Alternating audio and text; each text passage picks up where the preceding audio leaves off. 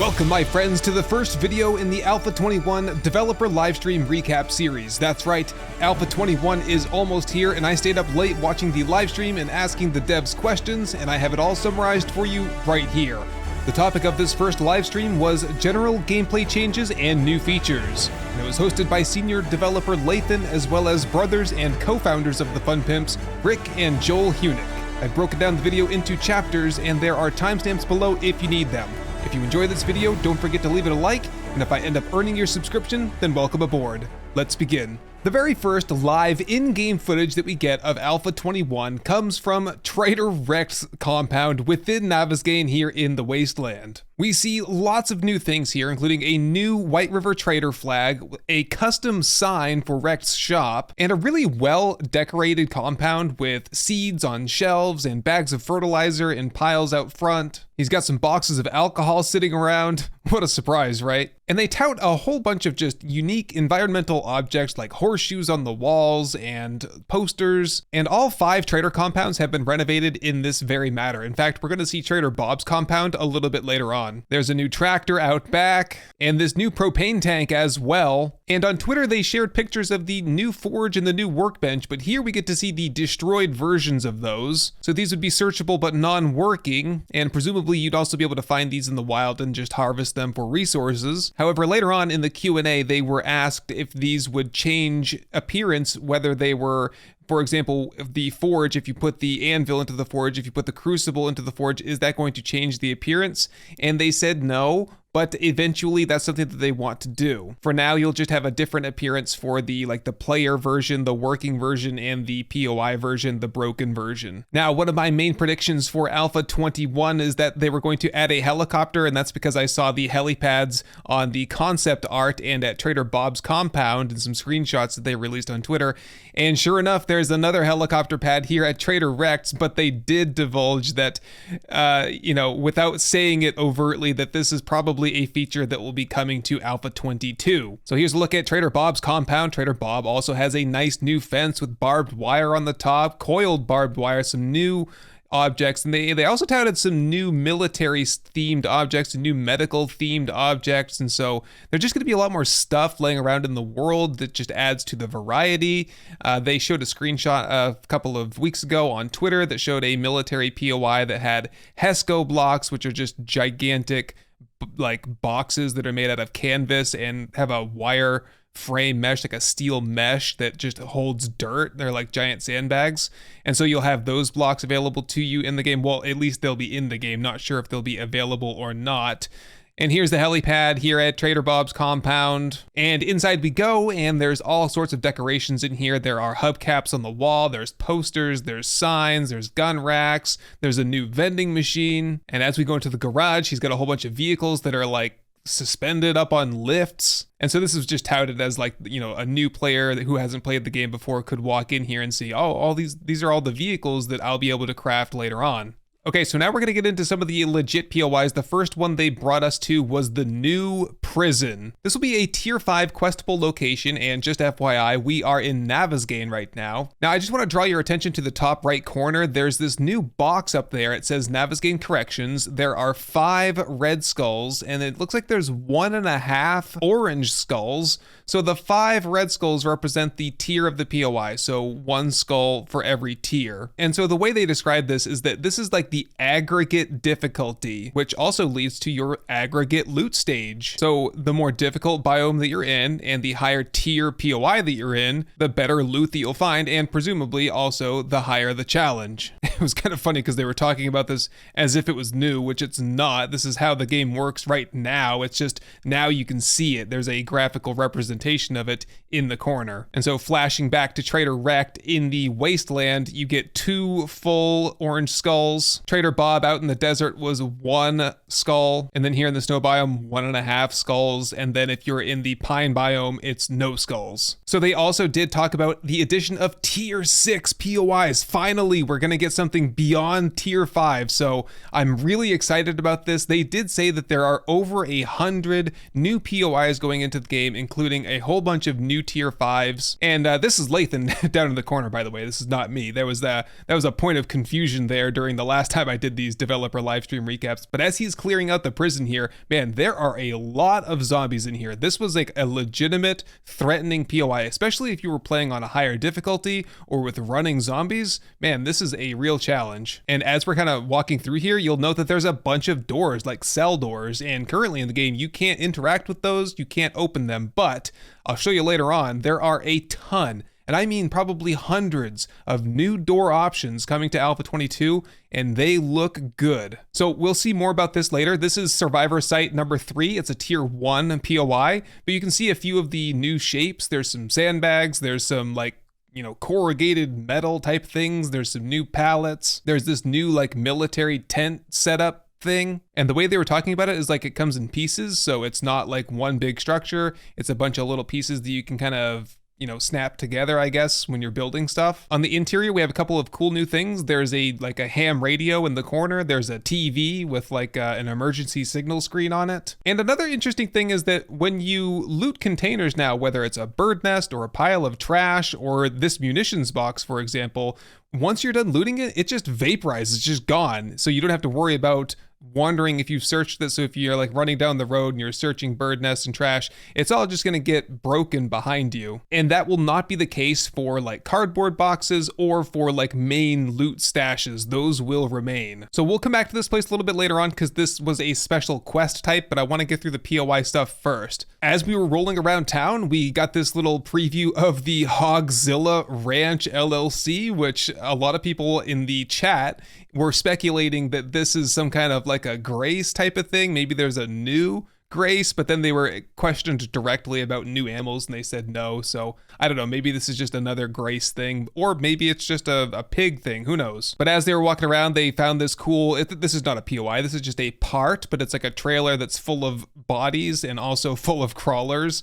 They talked a lot about environmental storytelling, which has always been one of the main focuses when they do these big overhauls like they did for Alpha 20, trying to tell a story within the game. And that was on full display as they walked into a couple of gas stations, and it's just like bumper to bumper cars going all the way out to the road, like as if they ran out of fuel and people were waiting, and then the zombies came, and you know, it's just like it sets the scene for that post-apocalyptic emergency setting. Similarly, we come up here to this checkpoint. This is another part. The distinction between a part and a POI is a part is just a very small POI.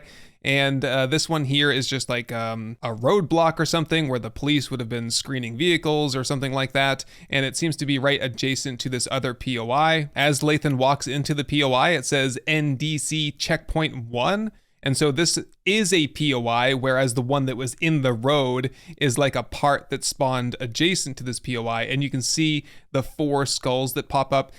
From what I saw, this little box that pops up, I think it is too big, and I think it is a little obstructive, and it looks kind of bad. It looks like MS Paint kind of stuff here.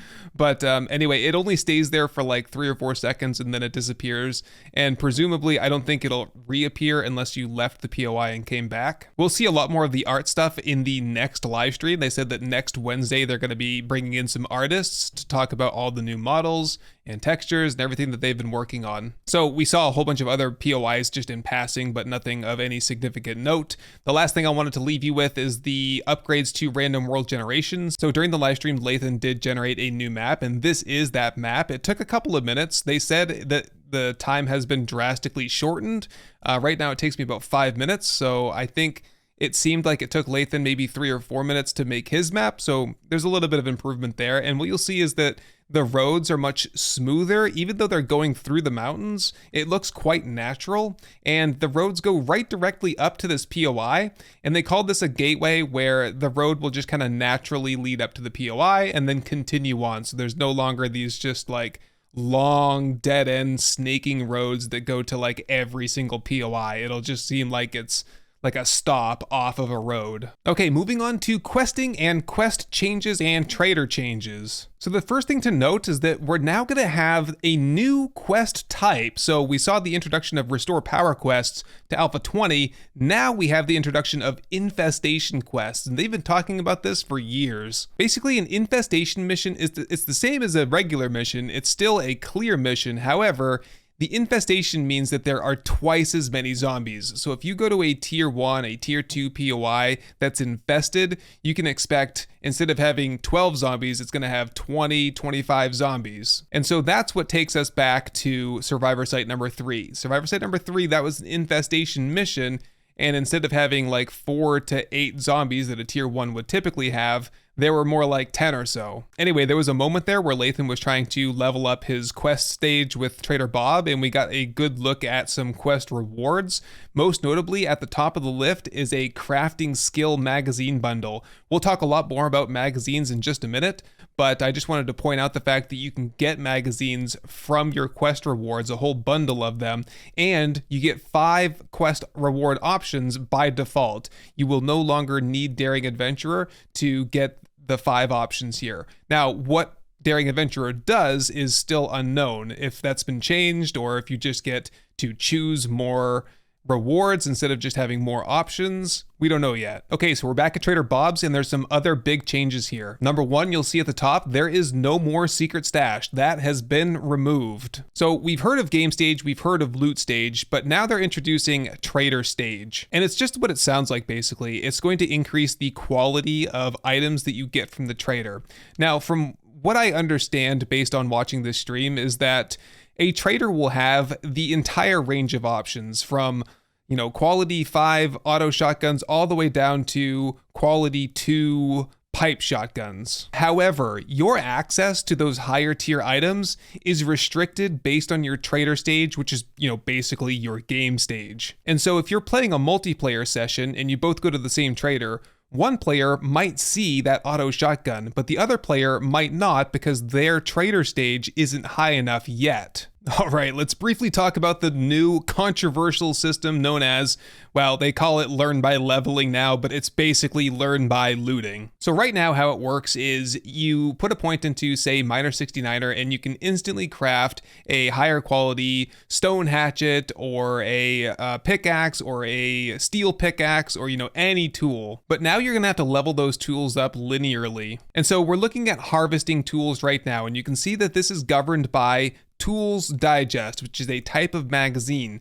Now you have to read 100 magazines to max out your harvesting tool crafting skill, and you can see the tools that are within this crafting set right here. Now it's really simple here. Lathan's gonna open up a bunch of those bundles that we saw earlier for magazines, and then he's gonna read a whole bunch of magazines. And then he goes back to his harvesting tools, and suddenly he's unlocked the quality 5 stone hatchet, but he's one short of unlocking the first level 1 quality iron tool, which is like the iron pickaxe or the iron shovel. And so in a second, when he goes back in and he reads that last one, suddenly he's unlocked that level 1 iron tool. And you can see that he has to get to 14 now to unlock the level 2. And so this presents sort of a challenge here. You need to decide now, do you want to use the level 5 stone tool or the level 1 iron tool? Or do you want to wait and read a few more magazines and then craft a higher quality iron tool? Because you have to take into consideration that you have to use parts, especially for the higher tier tools like steel tools and mechanical tools and guns. Okay, so let's move on to something far less controversial, at least hopefully not, because this is probably one of the best things to happen to the game. So they are doing a little bit of a perk or skill rebalance. Sexual Tyrannosaurus has been removed, which was basically one of the best perks in the game, but hear me out, they've basically integrated it into each of the other attributes. So looking at Miner 69er, not only do you get better tool damage and block damage, you also get a stamina reduction now. Same with Pummel Pete, you get better damage, better power attacks, and you get stamina reduction. The reason this is great is because you can now now be a full-on agility player and do well in terms of your stamina use without having to also spec some points into Sexy T-Rex in strength. Now, don't get me wrong, strength is still incredibly overpowered. It has the food perks, it has heavy armor, it has the mining perks, and it has shotguns and clubs, which are probably the best 2 weapons in the game. However, you can now make a much more powerful build without having to spend your points over into strength. Because before, there was no way you were going to get by using batons if you didn't have some points into Sexy T-Rex. Additionally, you'll see this perk here called Big and Fast, and if we move over to agility, there's one called Whirlwind. Unfortunately, they didn't show us any others, but this is your new Flurry of Blows. Basically, this will allow you to swing your weapon faster, and each attribute will have its own version of this. Okay, moving on to the water changes. Now, this is going to encompass the actual water like lakes and rivers change, as well as the drinking water change. So by now, you've probably heard about the Dew Collector. This exciting new piece of equipment takes up a 3x3 block area, and it passively reduces water. And it's kind of difficult to make too, because you need to get a special loot only item, or buy it from the trader type of item. Can't craft it, we'll put it that way. And it's a water filter. So basically what they said is that you don't need this. You could just buy your water. You can get it from vending machines. You can find it in loot, but this will probably definitely help out, especially for glue production. So additionally, they've removed the empty jar. So you cannot take a handful of empty jars anymore, go to the lake and fill them up. The Dew Collector will produce water for you, but when you're done with it, you're not going to get an empty jar back. Their justification is that water right now in the game is basically an afterthought. Once you get a forge, you can crank out 1,000 jars of murky water and you're done. You don't have to ever worry about it ever again. And now you're really going to have to ration where you put your water. Do you drink it? Do you cook with it? Do you craft with it? How many Dew Collectors do you need? So additionally, you can just go down to a water hole and stick your hand in it and slurp up some water. Now, it did do 5 HP of damage when he did that, and you have a chance of dysentery as well, so definitely use that sparingly. And then they did a great demonstration here. This was probably my favorite part of the live stream, where they played around with the new water flowing mechanic. Now, we're not going to see things like waterfalls. It's not that crazy, but at least water will flow into like lower elevation terrain properly now. And they did a demonstration too where they were swimming, and the swimming was much faster. Okay, let's talk just a little bit about the doors again. I'll show you what they showed us. This is the first thing we saw basically in the live stream, was the opening of this chain link door that went into the trader compound at Trader Rex. And then they went into this like door showcase room basically, and showed us all of the new doors. We've got single doors, we've got double doors, they're armored, they're not armored, they got windows, they don't have windows. There were closet doors, there were glass doors, there were French doors, there were elevator doors, there were like screen doors for an outdoor porch, and my favorite of all was over here in the corner.